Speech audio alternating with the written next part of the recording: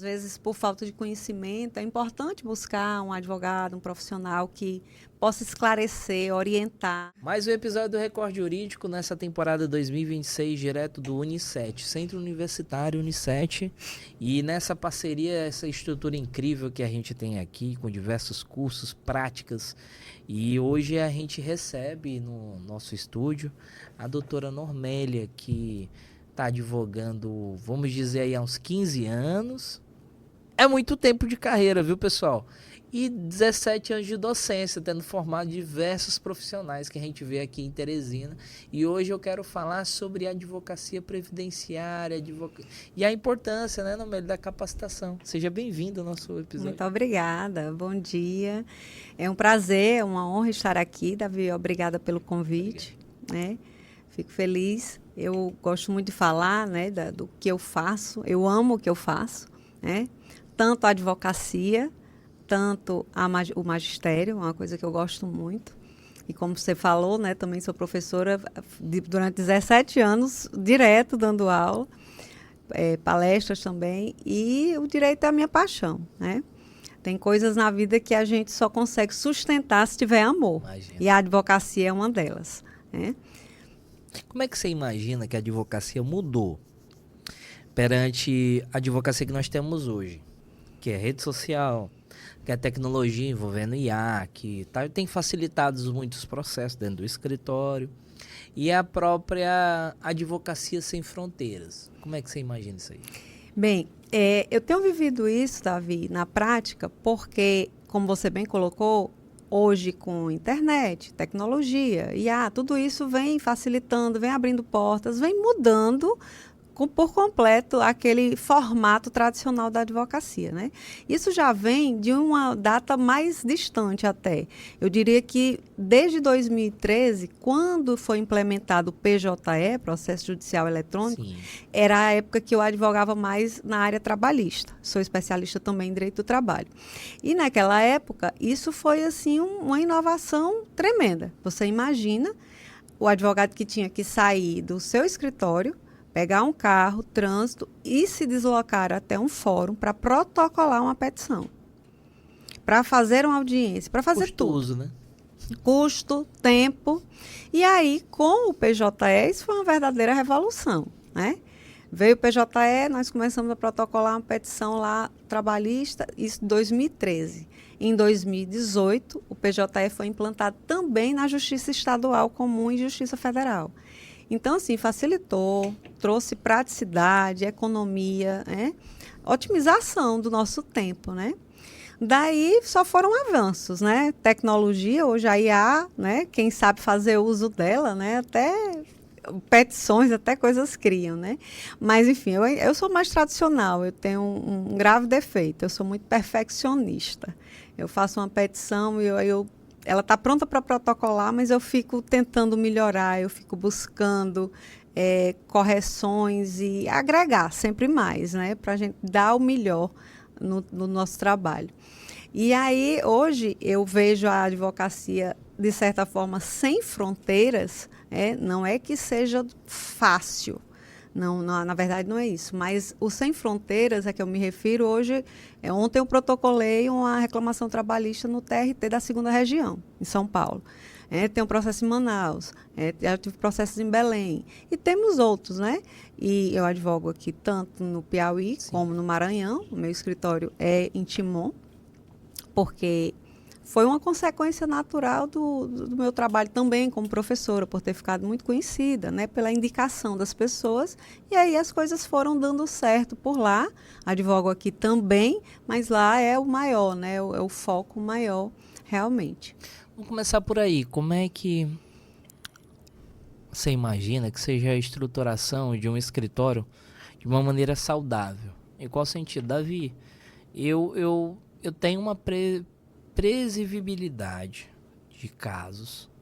E para ter saúde na advocacia, saúde mental, saúde financeira, eu acredito que precisa ter esses pilares. Quais são que você considera vitais hoje? Bom, você falou em saúde financeira também do escritório.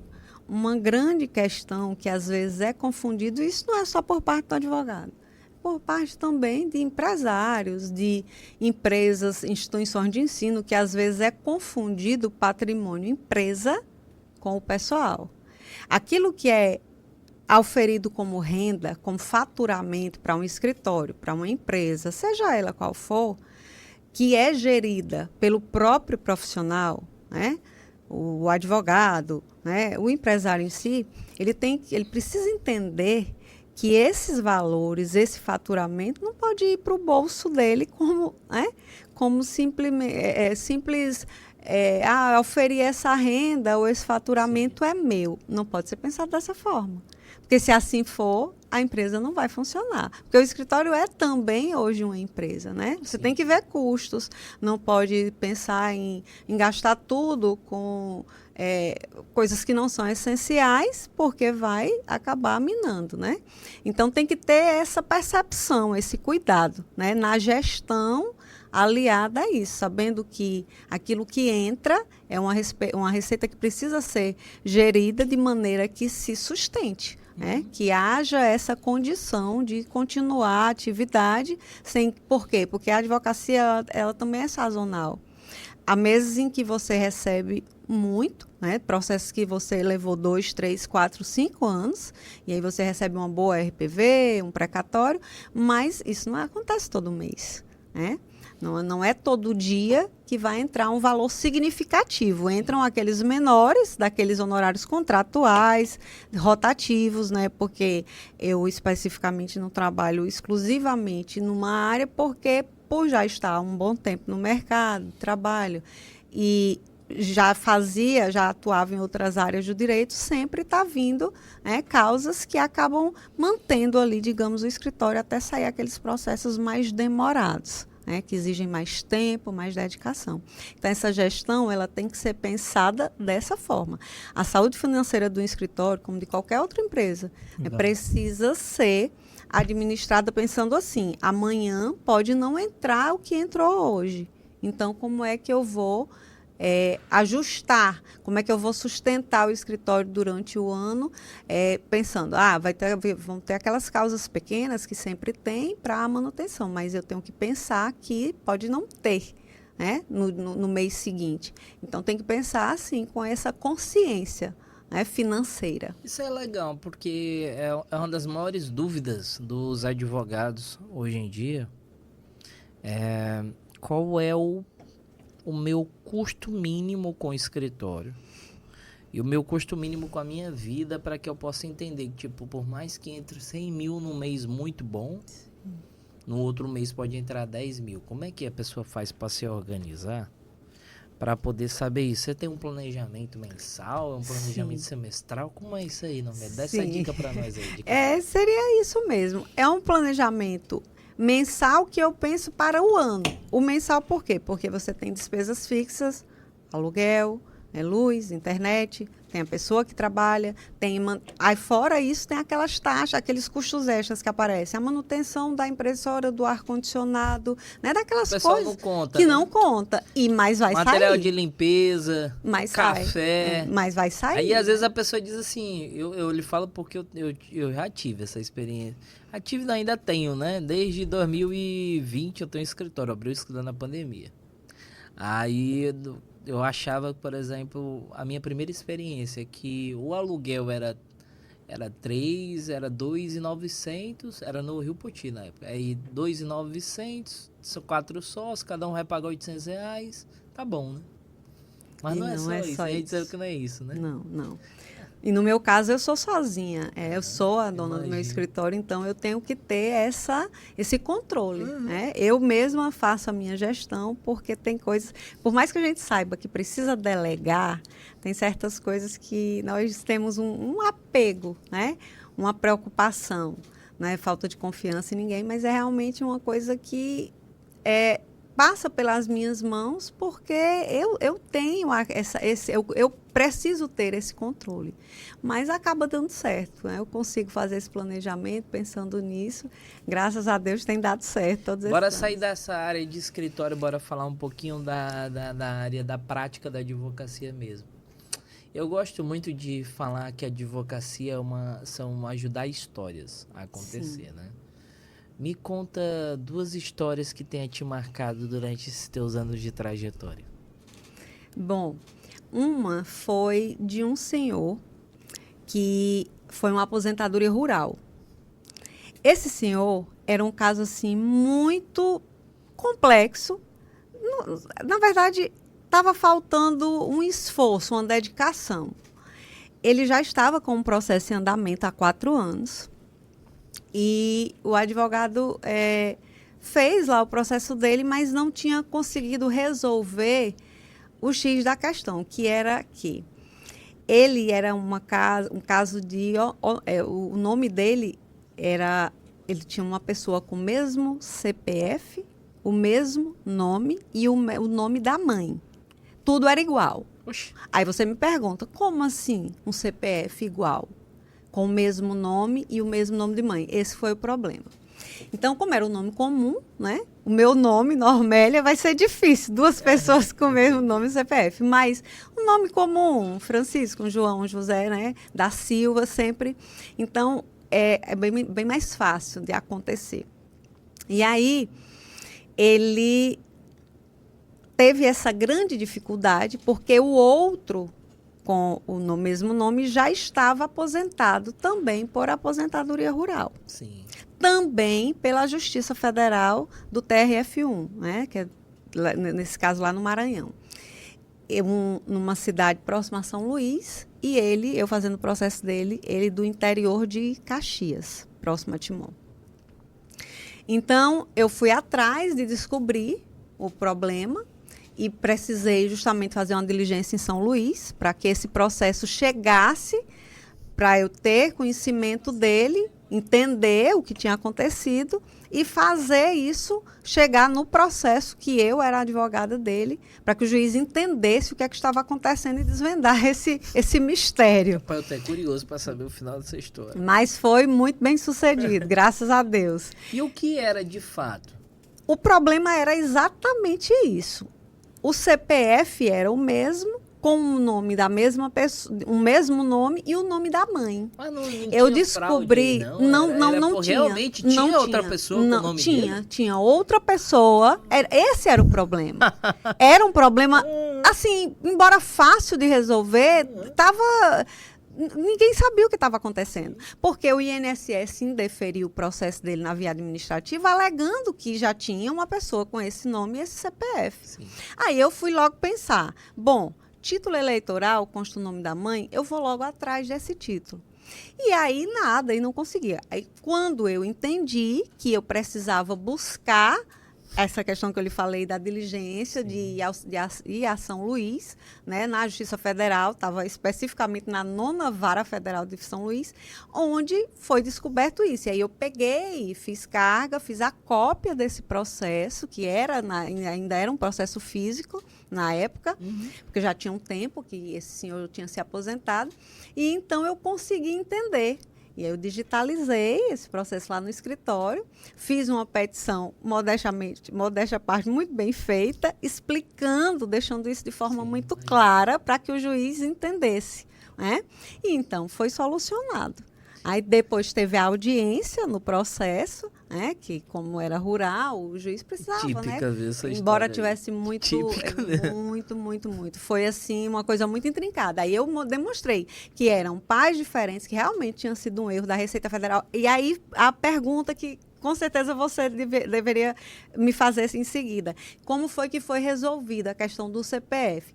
Eu estive com ele na Receita Federal, levei até a Receita Federal aqui em Teresina, levei cópia do processo, mostrei o que estava acontecendo e esse CPF dele, do meu cliente, que era com o mesmo nome da outra pessoa, mesmo número, mesmo nome da mãe, foi cancelado o número desse CPF dele, que já existia em duplicidade, digamos assim, e foi gerado um novo CPF para ele. Perfeito. Com esse novo CPF, o processo foi concluído, o juiz concedeu o benefício de aposentadoria dele e o INSS implantou, porque não tinha como o INSS implantar com o mesmo número de CPF. Não, porque ia aparecer 2 benefícios, né, para a mesma pessoa. Como.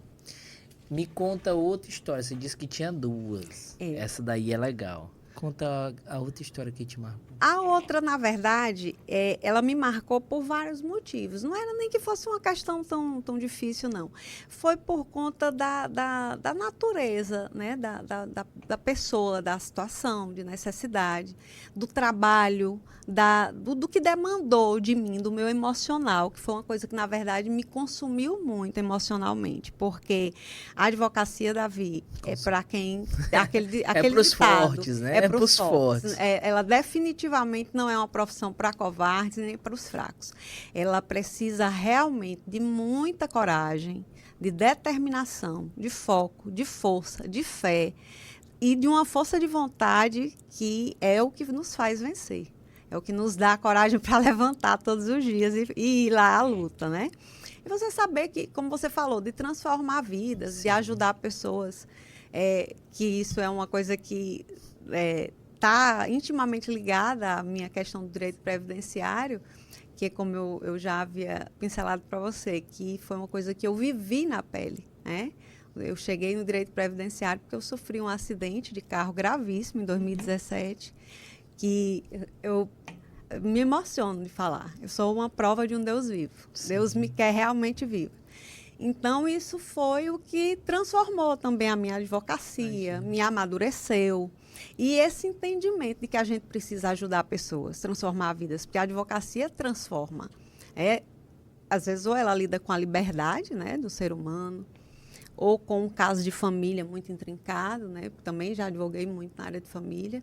Não é fácil, né? Você pega pessoas com sofrimentos, com situações que precisam realmente ser aliviadas, e se o profissional não tiver essa sensibilidade, não vai ajudar. E aí eu vivi isso na pele, como eu lhe falei, da minha necessidade de viver o direito previdenciário quando eu sofri esse acidente. E passei, então, a perceber que eu precisava estar nessa área, né? Foi realmente onde eu mudei a minha visão. Então, o outro caso que você me perguntou, que me marcou, que eu lhe falei que me exigiu e ainda está exigindo do meu emocional, porque ele ainda não chegou ao fim. Mas por que ele é interessante? É um caso de uma moça que tem problemas mentais, né? Também usou psicotrópicos, né? Fez uso de substâncias alucinógenas. E ela, inicialmente, quando eu fui procurada, foi para pedir um BPC, né? O benefício da prestação continuada, que as pessoas conhecem muito também como LOAS. Uhum. Só que a mãe dela havia falecido e era professora do Estado, né? Morreu já aposentada. E tinha essa possibilidade também de pedir. Só que a família lá, por uns motivos deles e tudo, pediu que eu pedisse o BPC e tal. E eu fiz o processo administrativo do BPC, foi indeferido no INSS, segui para a Justiça Federal, lá foi indeferido também, pelo critério de não ter sido comprovado para o perito da Justiça Federal de que ela estava incapacitada a longo prazo, porque o BPC tem esse requisito, né? Talvez porque, às vezes, o perito faz alguma pergunta que a pessoa saiba responder, e, enfim. E por isso ficou. Foi indeferido lá. Mas eu não desisto. Desistir é palavra que não existe no meu vocabulário. E aí, eu segui para a Justiça Estadual Comum de Timon, né, porque ela mora em Timon, e eu, então, fiz o pedido do benefício da pensão por morte da mãe dela. Na verdade, eu iniciei com o requerimento administrativo, no órgão que paga da Previdência lá, que é em São Luís, né, que paga esses benefícios previdenciários. Primeiro aí eu fiz o requerimento administrativo, foi indeferido e entrei na Justiça. Na Justiça também o perito não reconheceu a incapacidade dela. Só que na hora que eu recebi o laudo, eu impugnei. E fiz uma impugnação com muita dedicação e provei que já tinha no próprio processo a interdição dela concedida numa vara no mesmo fórum de Timon, porque no caso o processo dela tramita na vara da Fazenda Pública de Timon, e já tinha a curatela, o processo de interdição numa vara civil. concedida por um juiz daquele mesmo fórum, avaliando os critérios que já estavam no processo, né, o laudo médico, que era um laudo médico do SUS, que reconhecia, e eu impugnei. E aí, quando veio essa sentença, há um mês atrás, eu não sabia se eu dormia de tanta felicidade, porque não era uma realização muito grande. Então, vem a sentença deferida. Completamente. Depois de todo esse trajeto, você conseguiu ainda? Eu consegui, reverter? porque eu reverti, Uau. porque eu impugnei o laudo do médico. Eu impugnei o laudo do médico, que era o perito lá da Justiça Estadual, Sim. alegando justamente, né, todo o processo dela, tudo que tinha, e que naquele mesmo juízo ali, né, no mesmo fórum, na verdade, por uma juíza da segunda vara lá, que é o cível, do processo de interdição, tinha sido concedido. Então, como é que podia essa contradição? E aí, né, veio esse êxito e foi, como eu lhe disse, consumiu muito da minha saúde mental. Eu imagino, né? Porque na época que eu estava fazendo esse processo dela, no auge, né, desse processo, eu tinha realizado uma cirurgia, né, um problema que eu tenho do nariz, e eu estava muito debilitada, precisando de repouso, e eu dei muito da minha saúde. Isso me comprometeu muito. Então, foi uma realização muito grande. Para finalizar esse programa, primeiro agradecer a tua participação aqui, viu, Normélia? Eu acho que a tua energia que você trouxe para cá para o Record Jurídico foi fantástica. Eu queria que você respondesse uma última pergunta que eu faço para todo mundo. Me responde o que eu esqueci de te perguntar. Fique à vontade. Pronto. Sobre, como nós falamos do direito previdenciário, o que mais me motiva a falar hoje é de um auxílio, de um benefício, na verdade, que poucas pessoas conhecem. Muitos têm direito e não recebem por falta de conhecimento.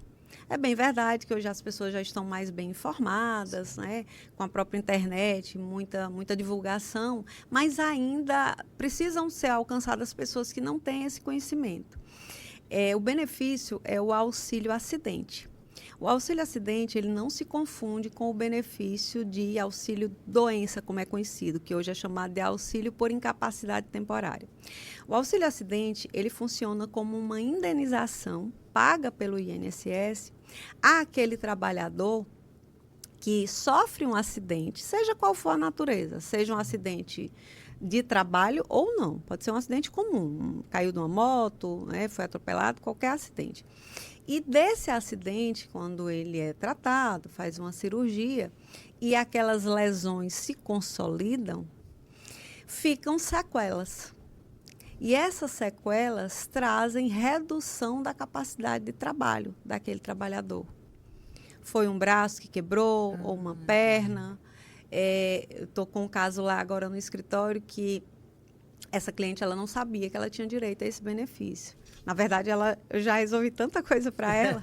Ela me procurou para processar o Estado porque o marido tinha falecido no hospital com Covid, quando na época da pandemia. E eu falei para ela que era uma ação muito difícil, tal, mas que ela tinha outros direitos. Ela, não, mas eu não tenho direito à pensão, porque eu não vivia casada civilmente, era só união estável. Eu disse, não, mas você tem direito. Eu consegui a pensão dela. E agora, quando ela me procurou para uma ação trabalhista, depois que eu fiz a ação trabalhista, eu perguntei, você já recebe auxílio acidente por conta desse acidente que ela sofreu, que quebrou a perna?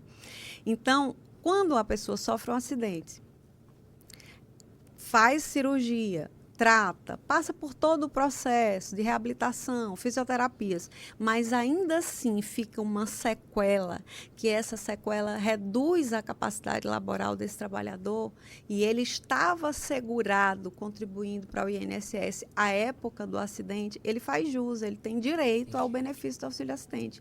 E isso não impede que a pessoa continue trabalhando de carteira assinada, ele cumula, né? Ele pode continuar... É cumulativo. Cumulativo. Ele está lá trabalhando de carteira assinada, está lá com seu emprego, porém ele recebe mensalmente aquele valor a título de auxílio acidente. Então é uma coisa muito importante, é um direito que muita gente tem e não conhece, né? Por falta de conhecimento acaba não indo buscar. Isso é legal.